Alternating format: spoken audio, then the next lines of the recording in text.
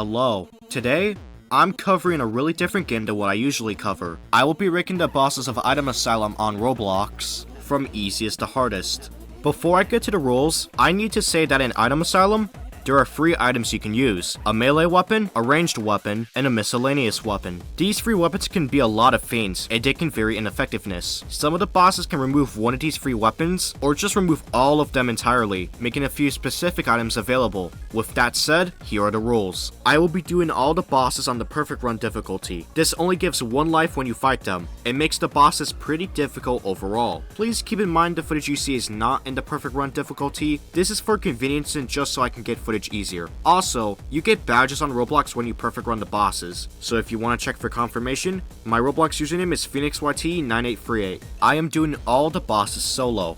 Some bosses difficulties depend on the amount of people there are, so playing them solo removes that factor, keeping everything fair. For this boss ranking, I will be separating the amount of times the boss took into the amount of deaths I had and the amount of times I restarted. The amount of times I restarted a fight are with loads that aren't worth trying to fight the bosses with, and the amount of deaths are with loads I bothered using. So clarifying that is really important. I will also be saying a list of good items for each boss in my pinned comment. Right before we start, please know I am fighting these bosses on mobile, but I have my controller connected. With that out of the way, let's rank the Item Asylum bosses from easiest to hardest. Number 11, Clayman. In this fight, as of editing, you get only 1 item out of 4 different options. The axe is very quick, but doesn't do great damage. It gives you an extra free walk speed when it's equipped, so if you get it, always have it on you. The fire axe is a lot slower, and slows you down if you miss, but it does great damage if it hits, and if you hit the head of an enemy, it can deal more than 250 damage. The shadow axe is slower than the normal axe, but faster than the fire axe. It has a large radius, and inflicts curse on whatever it hits, dealing more damage every hit. It does have a cooldown though, so it can actually be slower than the fire axe sometimes. The rookery axe is a slower axe that does a bit more damage than the normal axe. It's by far the worst one of the bunch, but it is not useless at all. Clayman will be in the air. He's invincible since your weapons cannot hit him there. There will either be blood, the text "Take the Dead," or static covering your screen. It can be annoying, but it's just visual clutter, nothing more. The first attack will have several stones rain down from the ceiling. They are telegraphed but take up a lot of space. They're easy to dodge, but if you get hit by one, you're getting ragdolled and hit by the rest. Several pillars of light will spawn, taking up parts of the arena. They're easy to dodge, but if you stay in one, they'll kill you very quickly, so stay away. Lost Soul NPCs will summon after the pillars of light. They have 200 HP, and their only attack can deal 35 damage, and ragdoll you. 2 spawn normally, while up to 6 can spawn depending on Clayman's HP. While you're dealing with the Lost Souls, the last 2 attacks can be used. When the Lost Souls are killed, Clayman will summon soul orbs towards you. Hit them so they go back to Clayman. This will stun him, dropping him to the ground, letting you hit him for a certain amount of time, before he becomes invincible again. Playing this solo, this fight is by far the easiest in the game, as you have no terrible items to worry about, but saying it's a cakewalk is a massive understatement, as it's still decently challenging, but it's easy when you learn it. Number 10, Sage. The actual boss itself is named Ifer, so I'll be calling him that. Ifer will strike the ground, sending an energy wave towards you. This attack does more damage the closer you are to Ifer, even insta-killing if you're right near him. Dodge this by jumping and moving sideways of the energy wave. Ifer will crouch down and target you. He then quickly dashes, and will be behind you. This attack will knock and ragdoll you heavily if you get hit. Dodge this by jumping sideways before Ifer dashes, as it has some obvious startup. Ifer will summon a silent entity named Lisa right in front of him. Lisa will attack. If you get hit, she will knock and ragdoll you a decent amount. She will return to Ifer after attacking. Dodge by moving and jumping sideways. If you are too close to Ifer, he performs a somersault, kicking you up into the air if you get hit by it. After this, Ifer uses the Thunder Strike, which will damage you, knock you back, and ragdoll you. It is very easy to die here if you get hit, so don't be surprised if you do. Sage isn't terribly hard, and should be pretty easy once you learn his patterns. Number 9, Man of Nature. Man of Nature is split into 2 phases. The Minions phase, where you have to defeat 30 of them, and the Takeo phase, where you need to defeat him, and then the minions that spawn during that phase. You will also only have 2 items in this fight. your melee weapon, and your miscellaneous weapon. In the first phase, you need to defeat 30 minions. There are 3 different types of minions: chickens, rats, and pigs. Chickens have 100 HP and walk at the same speed you do. The only attack they do is a 3-hit combo. The first 2 hits will stun you, and the final hit knocks you back and ragdolls you. Rats have 75 HP and are much faster than you. They also have 1 attack, being a 3-hit combo: 2 punches that stun you, and a kick that knocks and ragdolls you. If you attack the rats up close, they can sometimes dodge the attack, being fully invincible in the process. They will be repositioned so they are behind you. Pigs have 200 HP and are barely faster than you. If you get too close, the pigs can either do a stomp or slam the ground. If you get hit by either, they knock and ragdoll you a decent amount. If you are too far away, the pigs will grab a rock from the ground and throw it at you. This attack will predict your movement, so try to move the opposite of the direction the rock is thrown. If you get hit, you are knocked back and ragdolled. While none of them are too bad on their own, because there will be so many minions in this phase, it can get very annoying, and since you get stunned for most of their attacks, getting hit once usually means death. After all 30 minions are defeated, Takeo will start fighting you and become vulnerable. Takeo has 2400 HP and walks slightly faster than you. His only attack is hitting you with his staff several times, the last hit knocking you back. He will sometimes move away from you after hitting you. Minions will also spawn in this phase. While there won't be as many minions as there are in the first phase, they'll never stop spawning as long as Takeo's alive.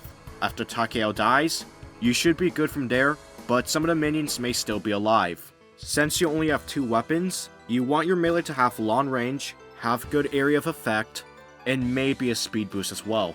Night Reaper fits all of these boxes. You want the miscellaneous to either be a speed boost or some form of movement, or giant nukes, like the Master Spark for example. While Meta Nature isn't too hard, it's one of if not the most annoying fight in the game, and you need to be very careful. Number 8, Klev Prime. This boss is one of 2 fights that gives you infinite prep time before it starts. Use that to your advantage. The fight starts with the Sunkus Prism. Its only attack is sending a bunch of homing projectiles towards your current location. After some seconds of doing this, it stops for a few seconds. Keep moving and you'll be fine. It dies after 30 seconds, regardless of what you do. When Klev says you can't escape, he will dash towards you 4 times. 2 times every dash. At the last dash he stomps, sending a shockwave. This shockwave is almost impossible to dodge normally, but it's very easy to dodge with certain items, like with air stallers, parry items, or just straight up invincibility, whatever works for you. When Klev says be gone, he will teleport to you and slam his palms together, creating a big vertical shockwave. Dodge this by moving away from his location. If you get hit, you will be knocked back and ragdolled heavily. When Klev says this will hurt, he will teleport to your location, float, and create an explosion after a few seconds. Move away from Klev Prime.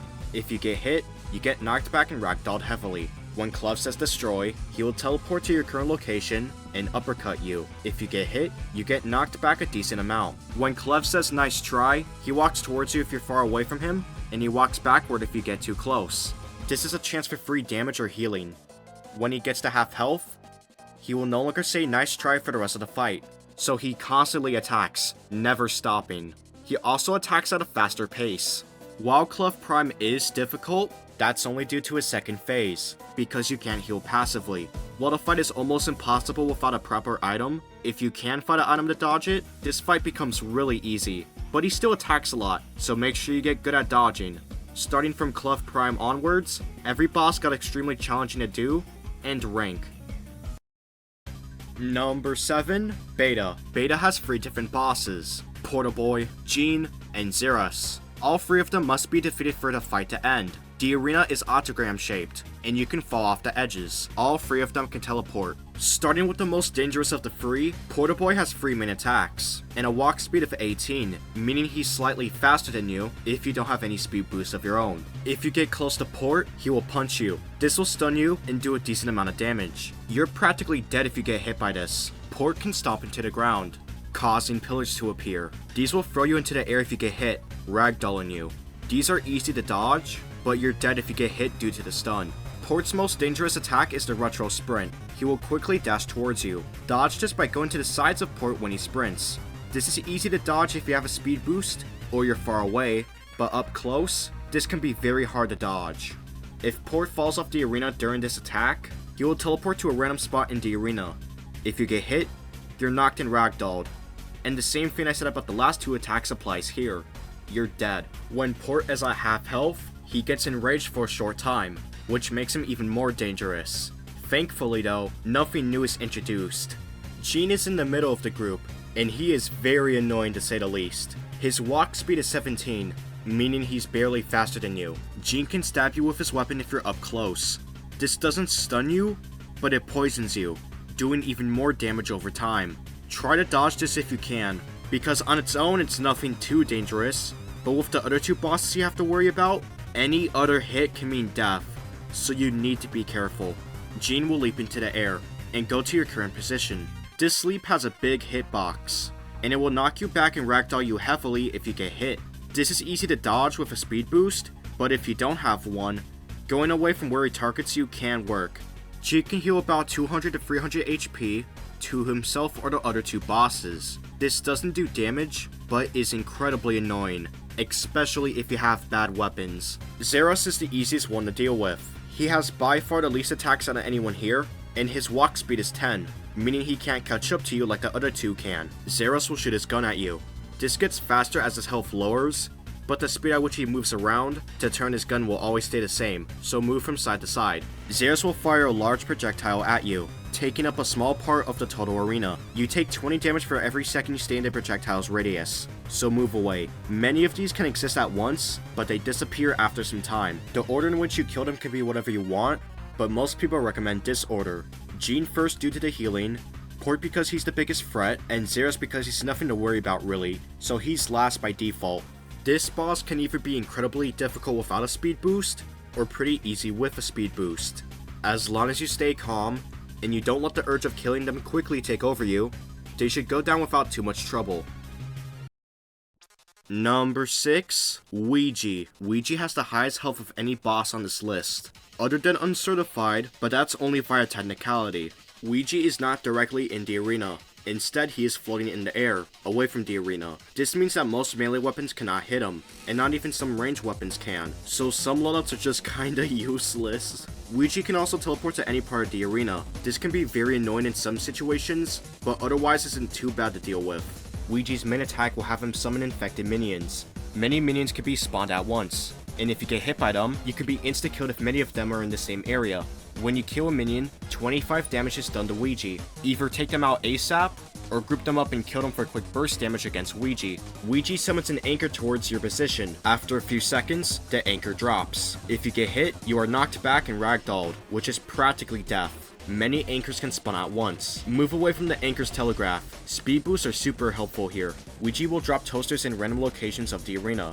The toasters activate a few seconds after they are dropped, and they despawn after some time.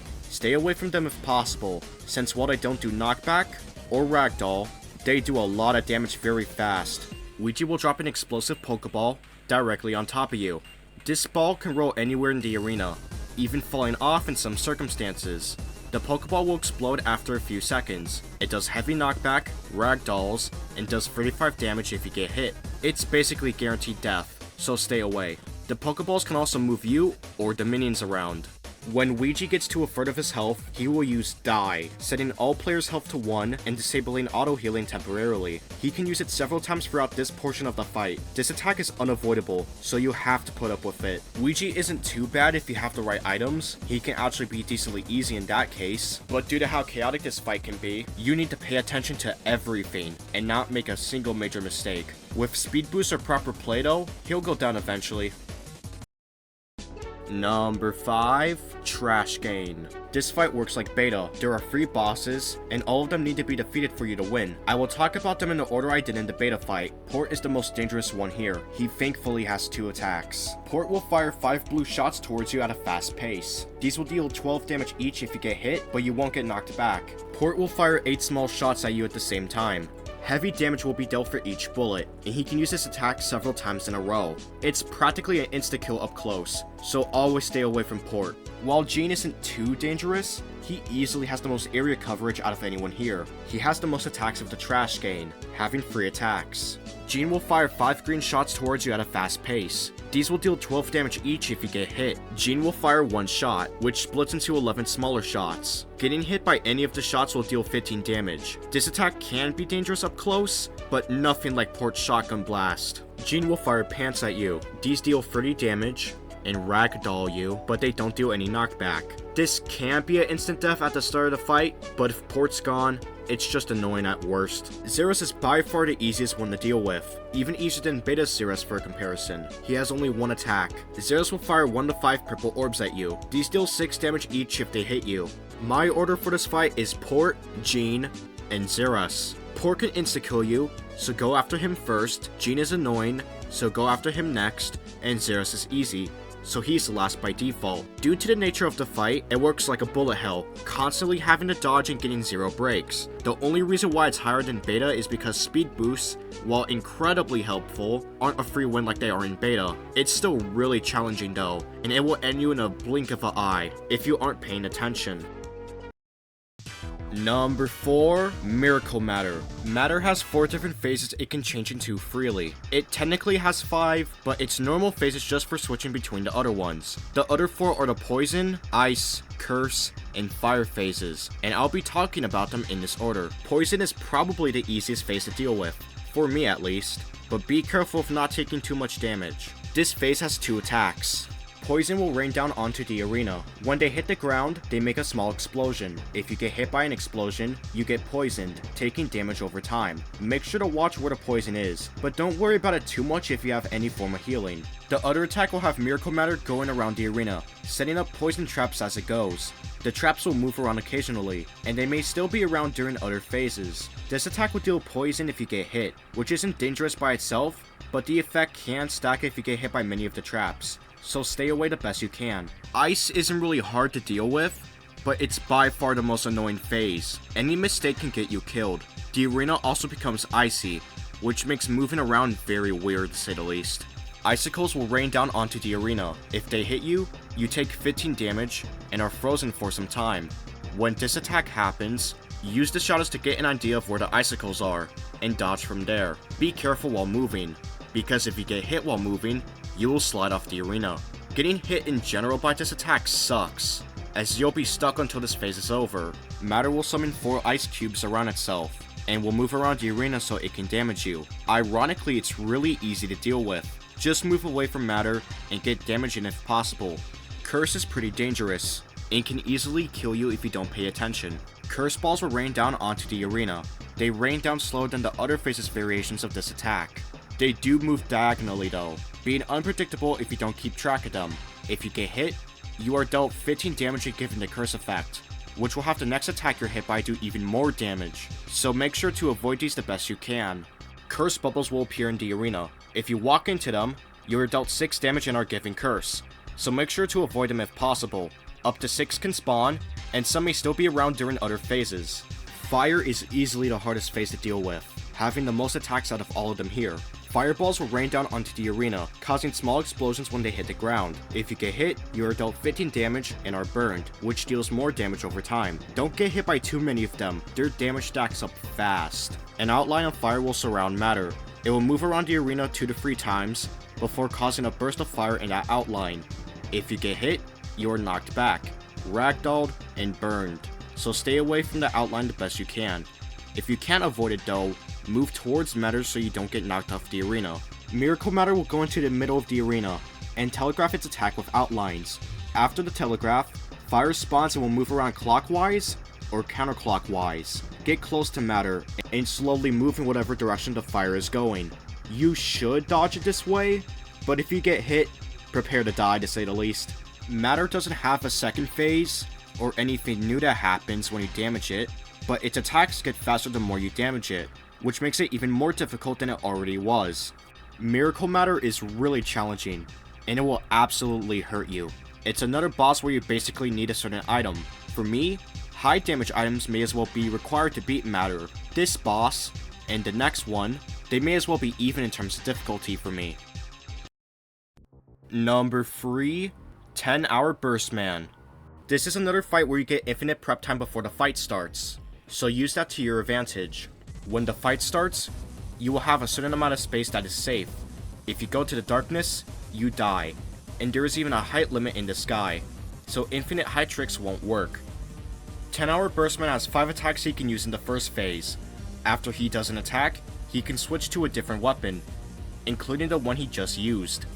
The 10-hour Burstman can also go into the darkness and teleport to anywhere in the darkness. You can see where he teleports, but the particle lasts for a really short time. When the 10-hour Burstman uses Dark Heart, he will move towards you. When he gets close, he will lunge towards you with it. If he hits you, you are stunned, and the 10-hour Burstman will heal a little bit of health. He will usually go to your sides before lunging, so jump and move away to the side away from him. The 10-hour Burstman will use Twilight and walk towards you. He will slam Twilight into the ground with Peace for All. This creates a shockwave that will stun you if you get hit by it. If you get hit by Twilight itself, you're dead, and if you get stunned by the shockwave, you're most likely dead. You can dodge this most consistently by either running straight towards him, and then jumping when the attack is about to be used, or jumping to the sides when it's about to be used. If you have the distance, baiting him towards you and walking away works as well, but it's really risky. The 10-hour Burstman is vulnerable for several seconds afterward. 10-hour Burstman uses Star Platinum. Star Platinum will punch you when he gets close. The punch ragdolls you. Dodge this by staying away, as the 10-hour Burstman is slower. If he does get in punching range, jump while constantly moving in a circle. Use this to get damage in. 10-hour Burstman will use Vampirism. If he grabs you, you are dead no matter what, but you can easily dodge it by jumping and moving away. He will also be vulnerable for several seconds, after attacking. For the final attack in the first phase, he uses the Mad Noob Shotgun. He will fire at you 4 times before he stops. If you have enough distance, you'll be fine, but this can insta-kill up close if you're not careful. When a 10-hour Burstman gets to half health, he will go into his second phase. He stands in place and drinks 10-hour Burst.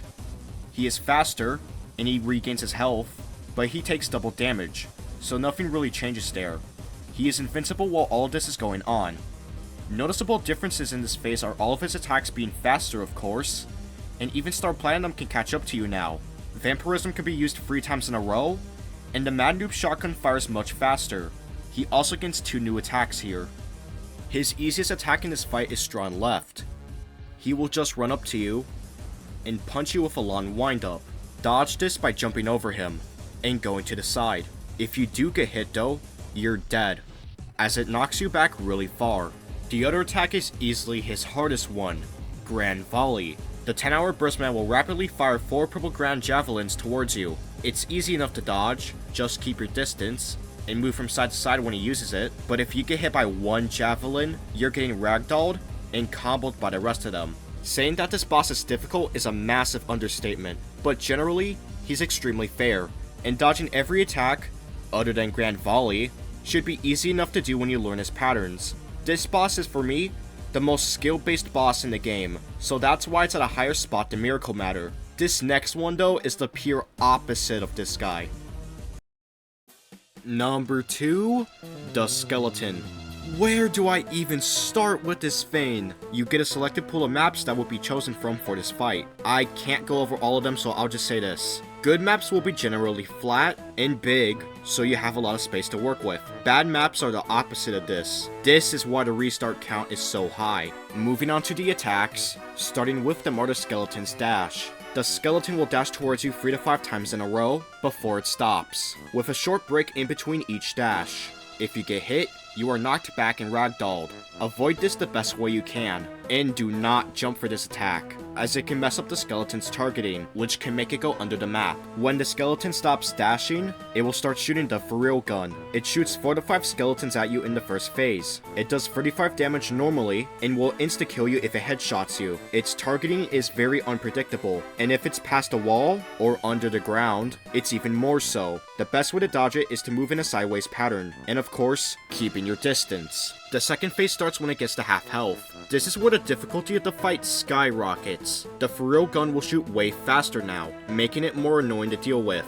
The skeleton will start riding a motorbike, and it will charge towards you 3 to 5 times before it stops. However, the skeleton has to turn its motorcycle around before charging again. While this does give you more time to react, the turning itself can hurt you. The skeleton can also start using fast dashes. It's basically the same as the normal dash, except way faster. It does only 15 damage, and will not ragdoll you. The final phase starts when the skeleton is at a tenth of its health. It will only use fast dashes, never stopping or using any other attack. You are not dodging this without a speed boost, and even with speed boosts, it's very hard to dodge consistently. Vampire knives are by far the best weapon against the skeleton, as they heal you when you damage it, and the big size of the skeleton is very good for the vampire knives to hit it. Speed boosts are also very helpful here.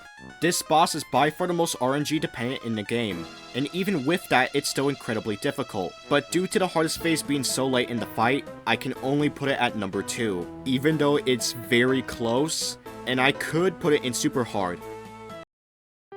Number 1, Uncertified. This fight is very hard to explain, so I need to talk about the waves first, and then all the minions and mini-bosses in them. There will be a statue with a massive health bar, which you have to protect. If the statue is destroyed, regardless of if you're alive or not, you lose. Uncertified has 6 different waves, and every wave will have sections in them. Every wave will have a bar that can go up to 100% to show how far you are in the wave. When a wave starts, there could be 1 spawning point for the minions, or several spawning points, up to 3 in some cases. Wave 1 has 2 sections of minions. All minions in this wave are combat dummies. Wave 2 adds commie dummies and combat soldiers. Wave 3 is the exact same, except commie dummies will spawn throughout the entire wave. Wave 4 is when combat mages start appearing. The second section of the wave has more minions than the first section, as the first section ends at 47%. Wave 5 is where this boss is at his peak difficulty. There will be a slot machine at the top of the screen, showing what options there are. This wave will be split up into 3 mini waves. The options are a regular wave, Sir Combat, Count Dracombat, and Minos Dummy. You can roll the same thing 2 to 3 times in a row, or roll it 0 times. One thing I want to add is that all mini bosses will have minions in them, and in Dracombat's case, all of them are exclusive minions, being the combat vampires. Wave 6 is the final wave. There is a regular wave, and facing the combat king, the final boss of Uncertified. Now with the final wave, let's move on to the enemies. Combat dummies have 50 HP, and some can carry weapons. While without a weapon or a less threatening one, they aren't too bad. Some will have weapons you need to keep track of. Their normal attack can hurt, but it's nothing too bad, so stay away from the combat dummies if possible. All of the weapons I'd say you need to be worried about are London, Scythe, Stick, Random Rumble, the Dane, Dragon Slayer, Bomb on a Stick, Belt, Built Different, and Fire Axe. All of these can kill you very quickly, or knock you back heavily. Shine isn't really dangerous, but it can combo you and prevent you from using your ranged weapons. London, Stick, and Bomb on a Stick give speed boost to the combat dummies. Combat soldiers have 75 health. Combat soldiers can shoot a bunch of bullets at you. After they shoot enough, they have to reload. This attack can be very dangerous if you go up close, so stay away if possible. Combat soldiers can also shoot missiles. They always do 45 damage to you, so they hurt a lot, but they are slow. So that means dodging them shouldn't be too terrible. Unless your other weapons are really bad, do not fight them with your melee weapon. It never ends well, from my experience at least. Commie dummies have 15 health, and are by far the fastest dummy in this fight. If you are in range, they will target you instead of the statue. They only have 1 attack, which is their namesake, Kamikaze. They will hit whatever they decide to hit and cause a massive explosion, doing 250 damage no matter what, and the explosion will have a massive radius.